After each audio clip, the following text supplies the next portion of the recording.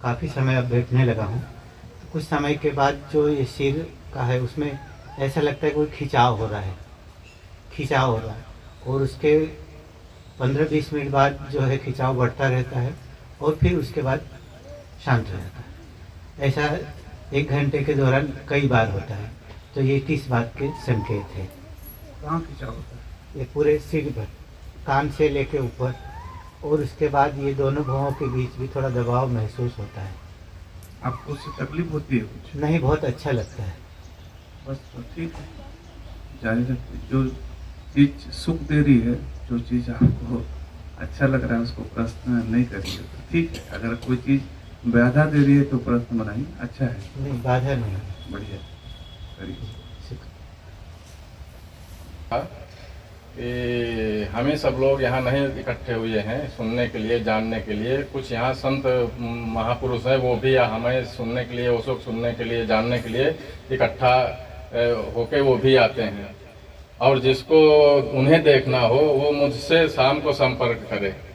लेकिन हम आपसे संपर्क करना चाहते थे शाम को, लेकिन आप चले गए थे संध्या सत्संग के बाद थोड़ा सा पहले, और वो ध्यान चल रहा था, लेकिन हम कुछ कह नहीं पाए। तो आज आपसे निवेदन है कि हमको दिखाएं शाम को और समय बताएं।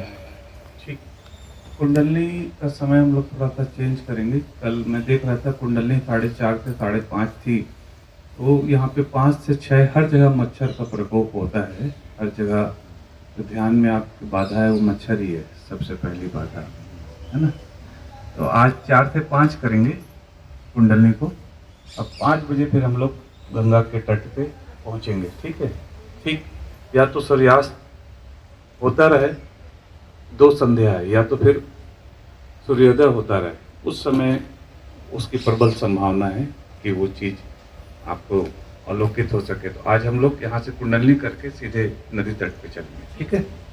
उस समय आप करेंगे। और दूसरी बात आपने कही, तो ये ओशो ने इसको चर्चा के दौरान कहा था, जब पूछा गया था ओशो से। आप देखना ओशो को वीडियो में, जब भगवान आते हैं तो वो वीडियो में आते हैं तो पहले ऊपर नमस्ते करते हैं, पहले ऐसे करके हाथ जोड़ के आते हैं, सब तरफ ऊपर नमस्ते करते हैं, फिर वो आपको देखते हैं नीचे।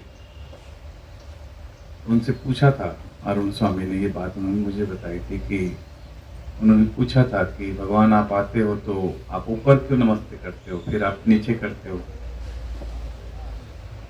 उसने कहा था ये बात कि आप तुमने पकड़ ली करके, मैं तो ऐसे ही बरसों से करता आ रहा हूँ, पर किसी ने पकड़ी नहीं चीज़ों को। क्योंकि तुम जब यहाँ होते हो तो तुम ही नहीं होते, और हजारों लोग होते हैं यहाँ पे, हजारों आत्माएं होती है यहाँ पे, शुद्ध आत्माएं होती है जो मुझे सुनने आती है। क्योंकि सब लोग मुक्त नहीं हो गए, कोई भी मुक्ति के रास्ते पे है, कोई भी कुछ यात्रा है, 2 शरीर की यात्रा हुई है, तो वो सारे लोग सुनने आते हैं। तो और उनमें कुछ बुद्ध पुरुष भी है जो लोग आते हैं। चेतना का तल ऐसा है कि आप कहीं जाते नहीं हैं, जब आप मर जाते हैं तो कहीं आप जाते नहीं हैं, मरने के बाद आप यहीं रहते हैं। तो वो सारे लोग आते हैं, तो मैं उनको प्रणाम करता हूँ करके इसमें, और फिर आपको प्रणाम करता हूँ। इसी बात पे एक जगह और मैत्री जी हैं, यहीं बिहार के मैत्री जी है, जिनको इनलाइटेड संघ का अध्यक्ष बनाया गया। खूब करीबी रहे, इनलाइटेड हुए, ओशो के देह में रहते रहते ही इनलाइटेड हो गए। उन्होंने कहा था मैत्री जी ने, जब ओशो ने उनको कहा कि आप मतलब जो बुद्धत्व का संघ का अध्यक्ष बनिए, तो बोले ठीक है हम बन जाएंगे, पर एक चीज आप बाद में मेरा काम संभालिएगा। तो मैत्री जी ने कहा था कि मैं आपके जाने के पहले ही विदा हो जाऊंगा, मैं रहूंगा नहीं कर। और वैसे ही हुआ।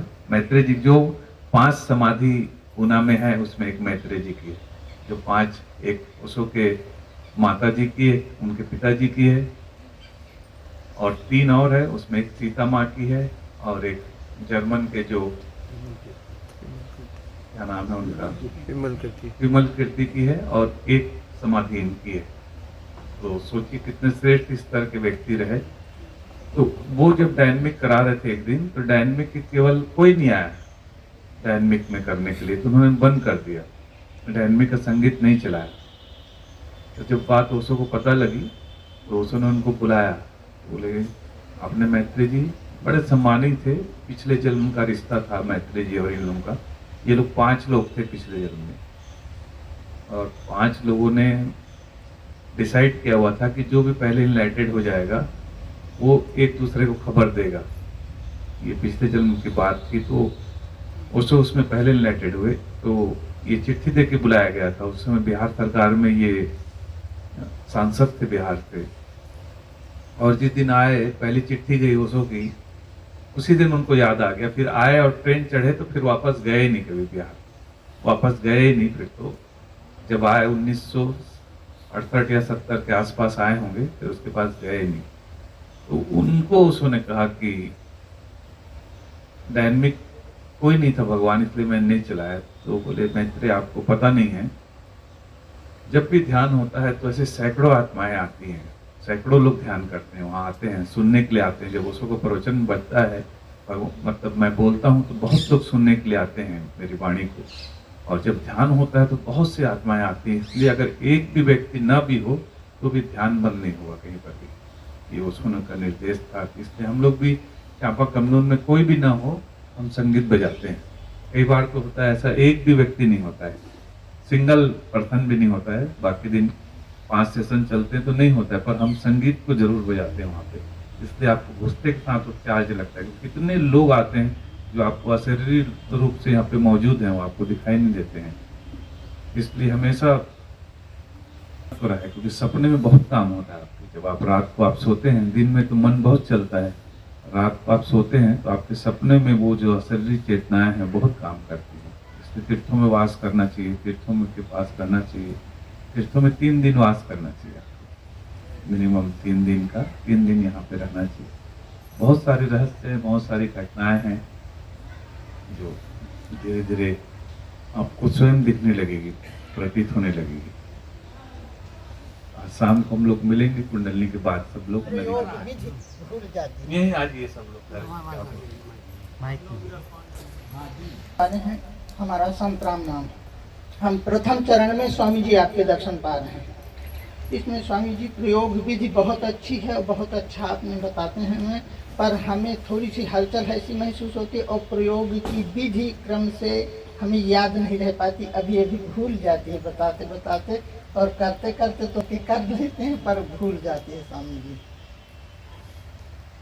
ठीक, बस ठीक, कोई समस्या नहीं, कराने वाला रहता है। योगा ही आप जब करते हैं, कोई योगा सामने कराने वाला टीचर रहे तो ठीक से मोड़ते हैं आप हाथ को, पैर को।